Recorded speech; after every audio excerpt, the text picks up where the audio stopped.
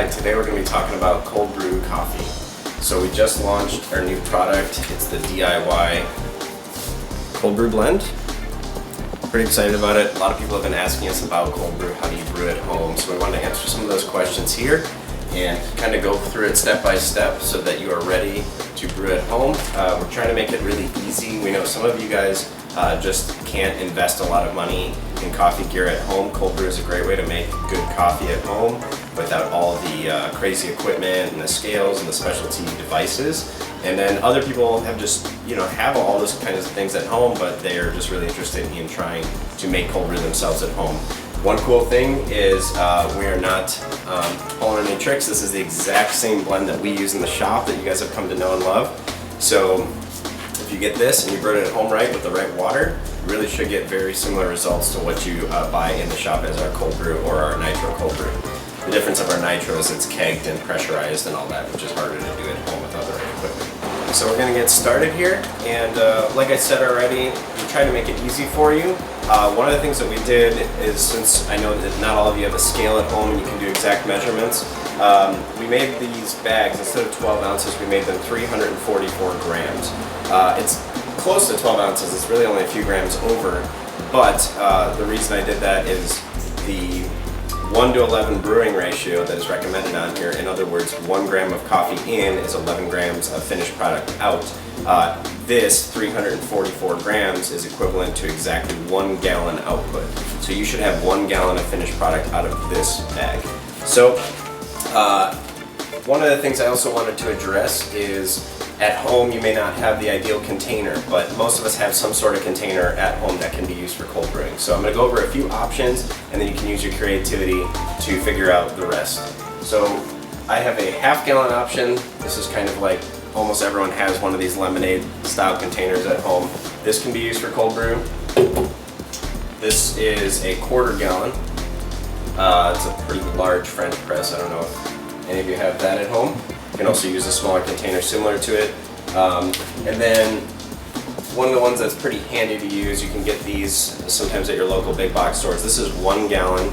It's a fridge pack. It's made by Aero Plastics, and it's got a tap in it and everything, and this slides right into your fridge, and that way you can kind of open your door and you got cold brew on tap at home. So I like these. The only one downside of them is trying to pull your bag at the end of your brew out of this hole. It is a larger hole than some of them. The narrow fridge packs I would not recommend because you're never going to get the bag out of that hole. This has a pretty large hole, and so you are able to kind of finagle the bag out of there, and then you can have this as your finished product. It stays in your fridge. It's really convenient. So these are a few bucks at the big box store, and I recommend them.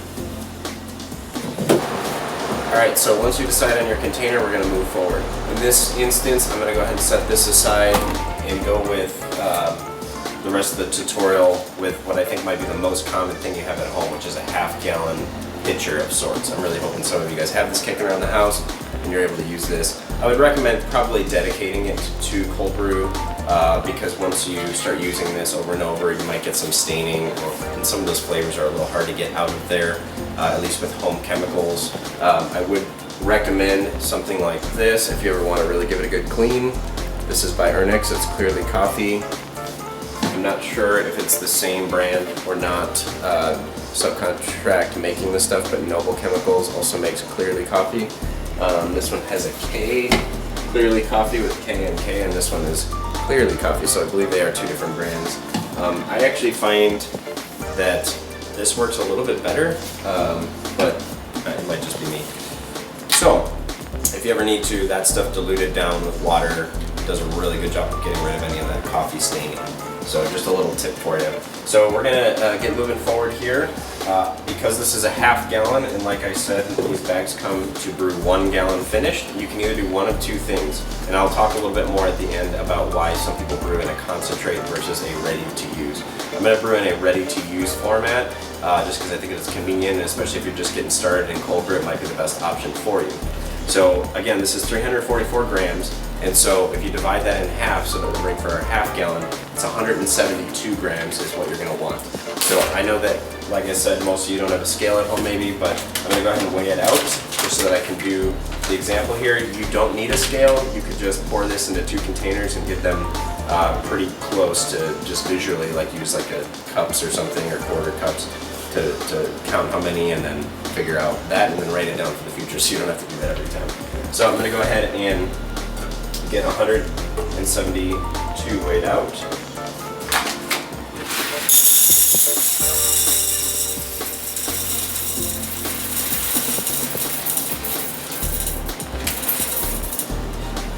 Okay. Set that aside for the next half gallon that you're going to brew. And then we're going to come over here, we're going to go really coarse. It's about a French press setting.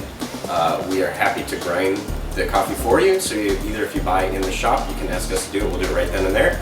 If you're ordering online, we're happy to grind it right before we ship it out. We don't have ground coffee sitting around, and so you're still going to get it pretty fresh. But if you're somebody who's really big about grinding at home for freshness, we totally get that. Go ahead and do that. We're happy to send whole bean coffee. We're always most happy to send whole bean coffee, but we're always happy to grind it for you guys because we understand that not everyone can invest in a great grinder. I will say, on a side note, with cold brew, you're definitely not going to want to be using a spice grinder that I know some of you guys use because it's the cheapest kind of coffee grinder that you can get at home.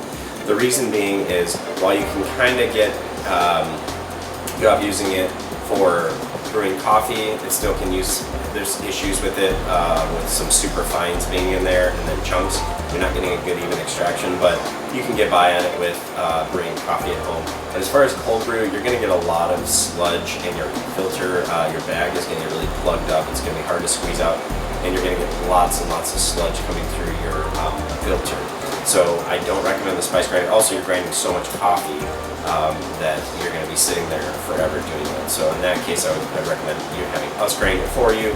That way we can get it to the right particle size for you, and then it's nice and easy to do at home. So we're going to go ahead and grind this up.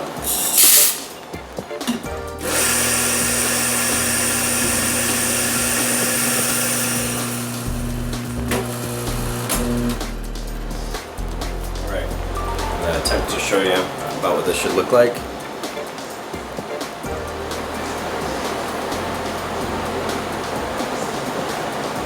I'll try to include some still images of it just so that you can get a better idea, because this is not going to do a great job showing it up close.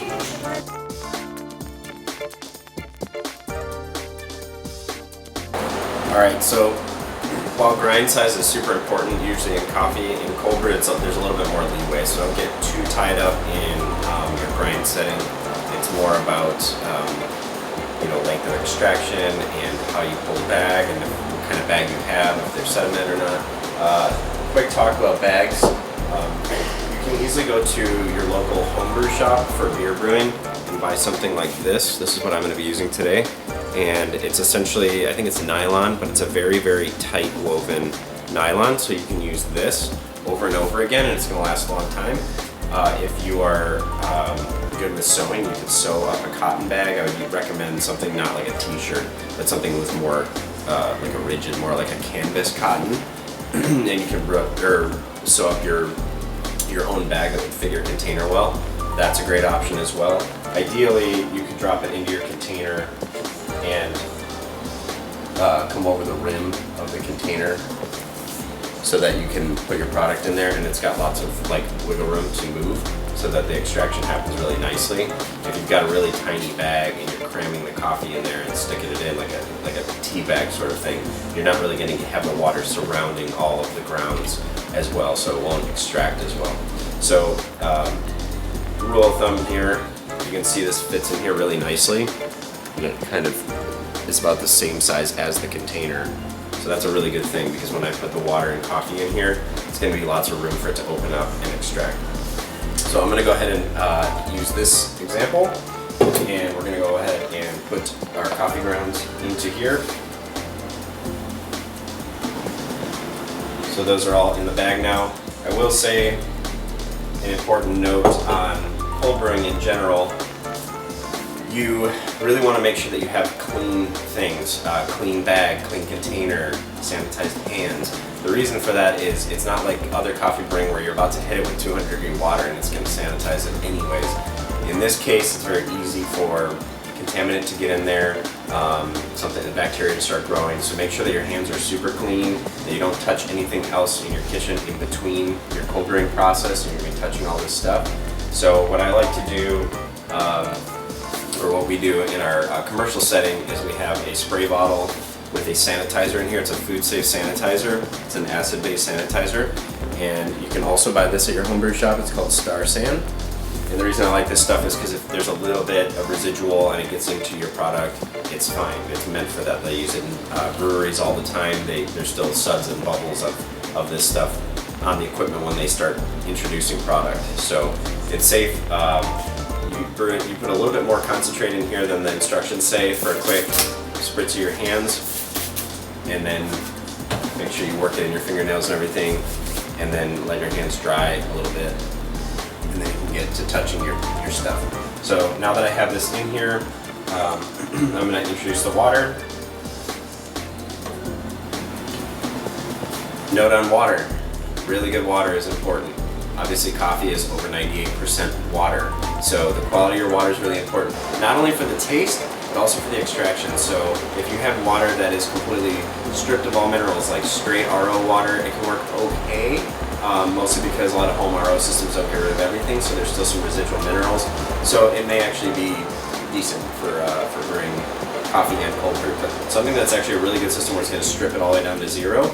Your water actually goes acidic naturally from being stripped down, and also you don't have any carrier minerals. You actually want some of the good minerals in there, and it has to be the right kind of minerals.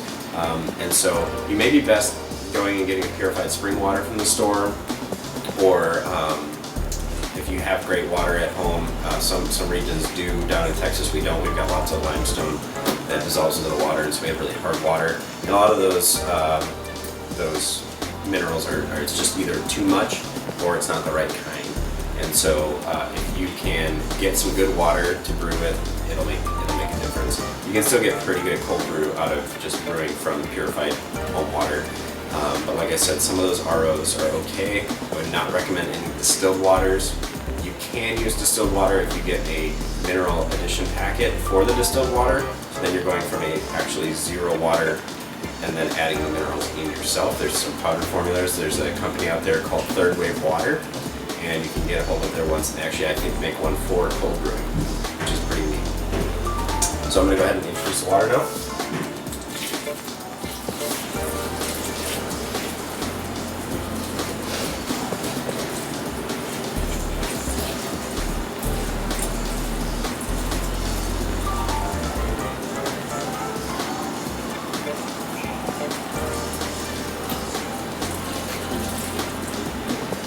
Okay. And I've gotten this pretty full, and that was on purpose. The reason being is when you go to put your lid on there, you're going to want to avoid any air. Air is going to be something that's going to make your cold brew not last as long in the fridge. One of the cool things about cold brew is that you can leave it in the fridge and it'll be good for days on end, whereas obviously hot brewed coffee doesn't do that as well. So that is a big advantage to cold brew coffee. But a few things that really can shorten the shelf life is one, air exposure. So if you leave a lot of headspace in this container and not fill it all the way to the top, when it's brewing you're actually already oxidizing and losing quality just before you even get a chance to drink it. It'll still be good for the first few days, but you may not make it to the end of the week and it's still tasting right. So that's an important factor, and then the other factor is, like I said, the cleanliness factor, keeping our hands sanitized, keeping our containers sanitized, because if any bacteria starts in there, it's just going to shorten the shelf life a lot. So you're going to tie your bag off and make sure it's snug. You don't want any of those coffee grounds to escape. And then you're going to dunk this in here and put your lid on this, or some tight saran wrap. If you can get, like I said, the least air headspace in there, the better. And then put this in your fridge for 18 to 24 hours, and it's just a waiting game from there. So we do 24 hours typically. 18 is fine. It's a personal preference thing, and there's not a massive difference between 18 and 24. You'll taste a little bit of difference. I will say some people will actually do what's called a hot bloom on this, and so you'll actually use hot water for the first maybe third of your container or quarter of your container. Let that sit for like 30 seconds or so, and then dump the cold water on top of it. So people feel like it opens it up more, makes it taste more like coffee, an iced coffee rather than cold brew. Cold brew has a distinct taste to it. But I will say when you use that method, it definitely shortens the shelf life. You're definitely not going to get past a week in your fridge at home without that going downhill in quality. Similar to, like we talked about with normal coffees, one of the advantages of the heat never touching the coffee is that it does last longer. When you have this in your fridge, like I said, you might get a week or more out of it before it's really getting to a point where you notice the quality is really shifting. We keg our products and then purge all the air out of them and back them in nitrogen, and so our kegs will last without change, without a flavor change for over a month, and so it's pretty great. They don't last that long, of course, because you guys love to come in and drink it, which we appreciate. So that's this stage, and then I'm going to do some movie magic, and we'll be pulling the bag and showing you the end stages of this next. Alright, so just like on your favorite cooking shows, magically this is already done, and I chose to do the saran wrap because I could press it tight, and I could also push this down a little bit to get any of the air headspace that was above eliminated. And so I'm going to peel this back, pull that off. Little pro tip. If you have your bag or a string from your bag or anything like your tie hanging out of the container, what'll happen actually is it'll like wick the water, so it'll just kind of keep leaking out just from that little string hanging at the top. It'll actually draw it up and down, almost like siphoning. So that's just a tip for you so you don't run into that issue. Now, again, as I mentioned, it's really important to have clean hands during this process. So again, I'm going to hit my hands with my sanitizer. I've already washed my hands. This is kind of just doing a double. And at home, you don't have to buy the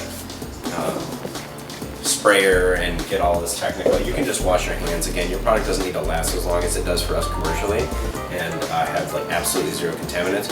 And so if you just give your hands a really good scrub, give all your stuff a really good scrub, you're going to be fine for that 1 week period.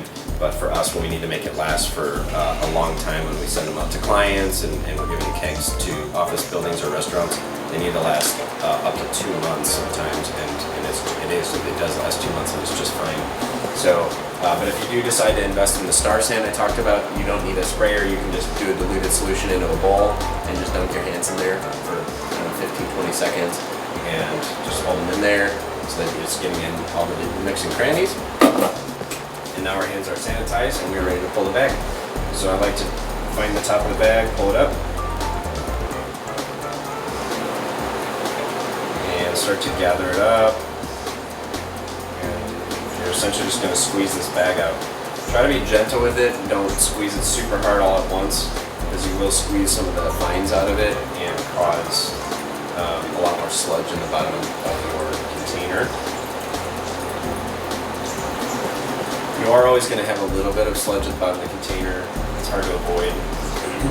What we do is after we've drained it out, we don't put it right into use. We actually let it sit for another few hours, and then we what's called rack off top of it, so we are not going to be draining off the bottom in our brewing vessels, but just off of the bottom. So that way that sediment stays in the bottom and we're draining off just above that sediment.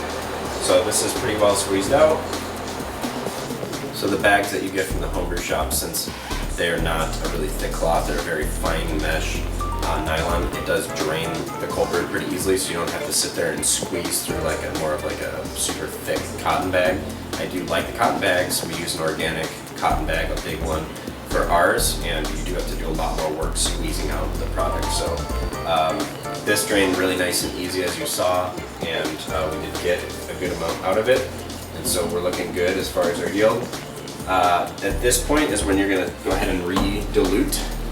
So that's a little bit concentrated. We're going to make sure we bring it up to a half gallon, and now we are ready to go. It's as simple as that. So people will ask, well, why do some people brew it to concentrate rather than ready to use? And at this point, this is a ready to drink product. And the reason that some people brew it to concentrate is either fridge space, if you don't have the fridge space, so that way they can have a smaller container to stay in there. So in this case, if we were brewing in a concentrate, we might use that whole bag of beans to grind and put in here, and that way we're double strength.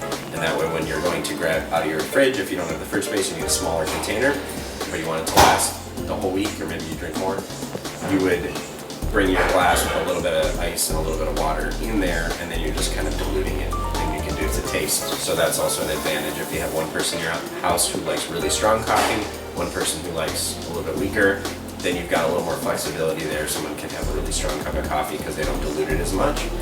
The other big advantage that I see is that if you are someone who enjoys more like things like iced lattes or iced almond milk lattes, things like that, you would then be, instead of diluting a coffee that's really ready to drink like this and then putting a bunch of almond milk in it, or you're barely going to have any of that coffee flavor, you would have a stronger base. And so then you're going to take your almond milk and pour it up to there, or your whole milk or whatever, you pour it up to there, and then you're putting your cold brew in maybe a third of the volume, and you're still going to get some coffee coming through. So that's sort of like your home cold brew iced latte kind of thing is what you can do with the concentrate. So it's really personal preference, and we're going to go ahead and give this a taste. And yes, I'm tasting it in a wine glass just for fun. It's really good. Nice chocolate tones. There's really a lot of dimension to our cold brew. We're not just taking one bean and that's cheap and roasting it dark, and that's kind of what a lot of people will do is they'll find an origin or a regional blend that is inexpensive because you are using a lot more coffee in your cold brew than you are in your brewed products. And so we like to have more dimension, and so we're bringing in, there's actually 4 different origins in this blend. So we've got some stuff from Africa, we've got some stuff from another African in there, we have Central and South American. So yeah, there's kind of like a lot of dimension to it, so we really like that. So hope you enjoyed this video. Subscribe and click the bell, as we're hoping to have more brewing videos coming out. For all of you who have bought our new cold brew kit, DIY cold brew kit at home, we really appreciate you. And give us your feedback, let us know if you have any questions, we'd be happy to answer them. But in the meantime, happy brewing. Also, I'm sure there's a few things that I missed in this video, so make sure that you check the description below for any last details, as well as a link where you can buy our DIY cold brew